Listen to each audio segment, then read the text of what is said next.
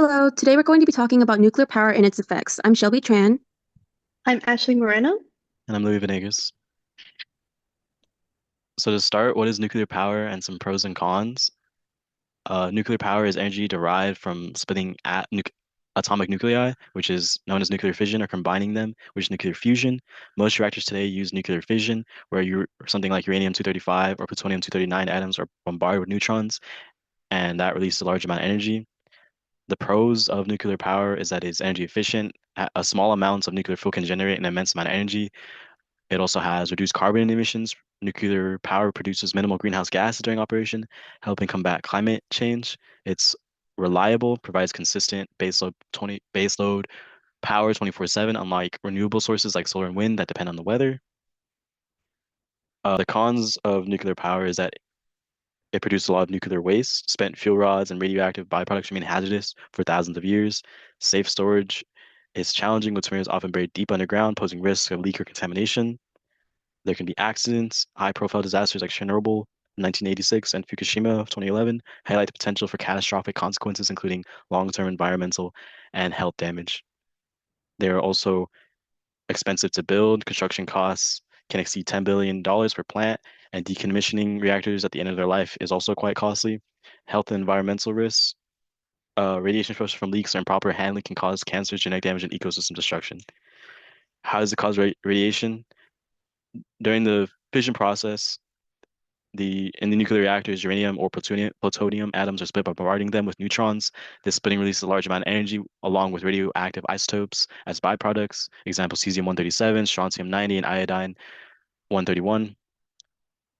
Radioactive decay byproducts are unstable and emit ionizing radiation like alpha, beta, and gamma rays as they decay into stable elements. This decay can last from days, example, like iodine-131, to thousands of years, like plutonium-239. Reactor malfunction, radiation leaks, accidents, failures seen in Chernobyl and Fukushima release radiation to air, water, and soil. Water contamination, cooling water used in reactors absorb radioactive materials and can leak into nearby systems. Ionizing radiation, as mentioned before, are high energy particles like gamma rays and neutrons that can penetrate tissues, damaging DNA and cells. Prolonged exposure to this leads to severe health conditions, including cancer, acute radiation sickness, and death. So what's the difference between nuclear radiation and normal radiation?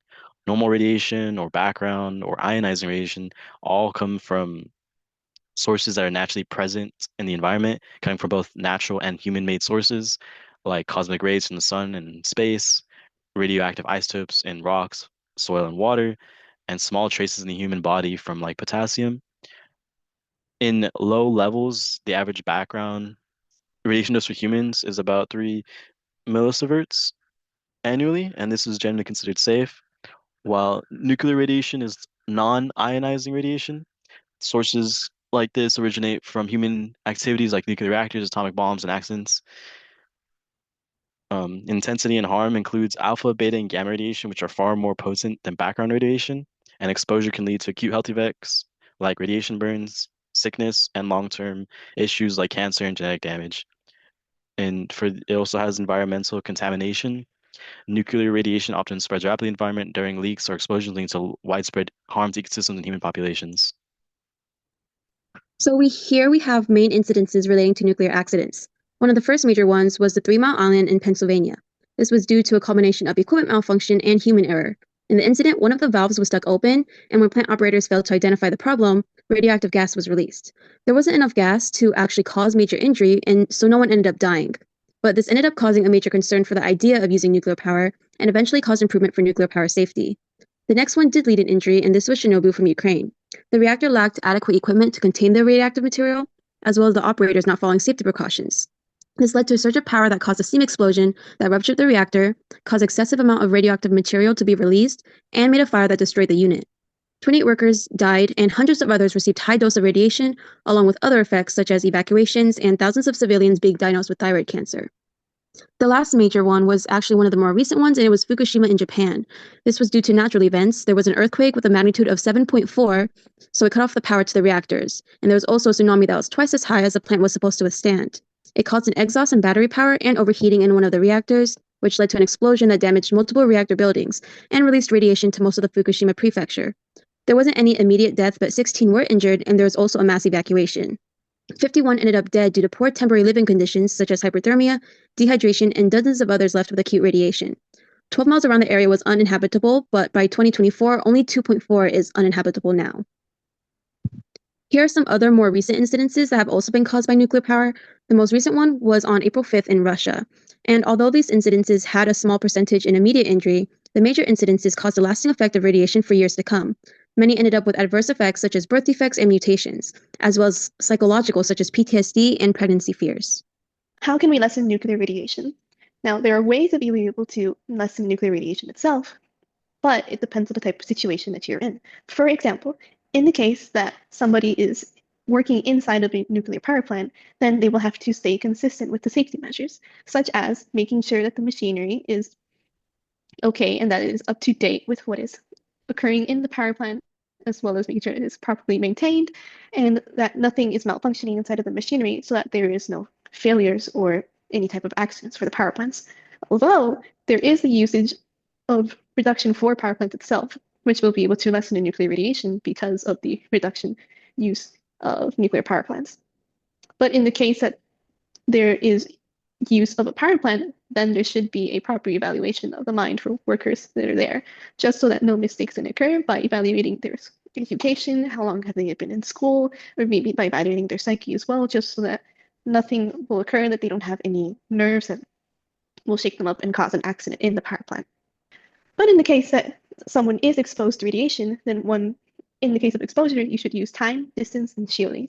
You should limit your exposure as much as possible, trying to reduce as much time that you have near the radiation.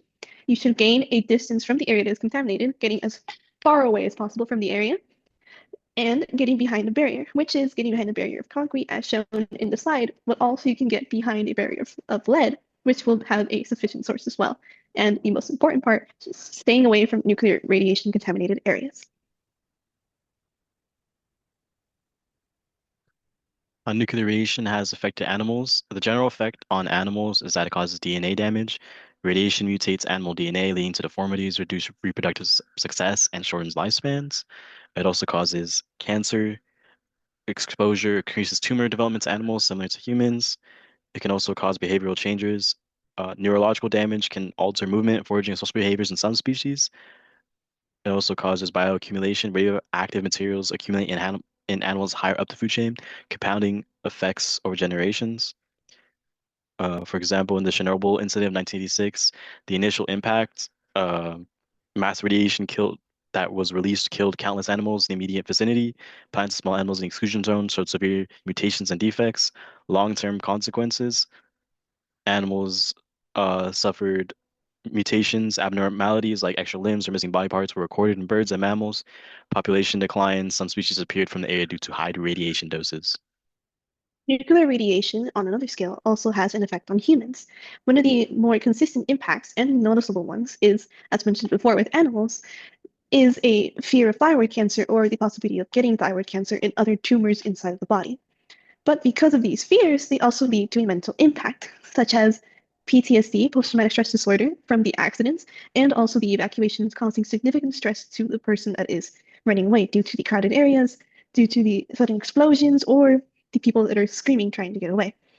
Although there is also in the Czech Republic male fetuses being vulnerable to the radiation by a large cloud passing by, the most heaviest cloud of radiation, which had caused a significant decrease in male newborns in the Czech Republic.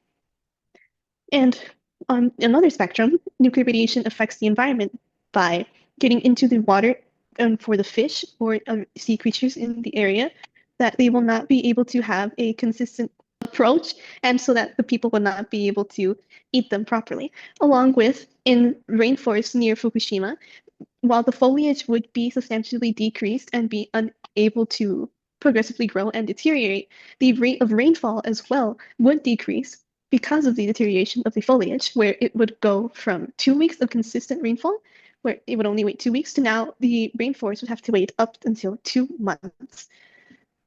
And the way that foliage would be detected of decreasing trends is by taking care of the leaves and experimentation, and as long as the outer bark of trees there.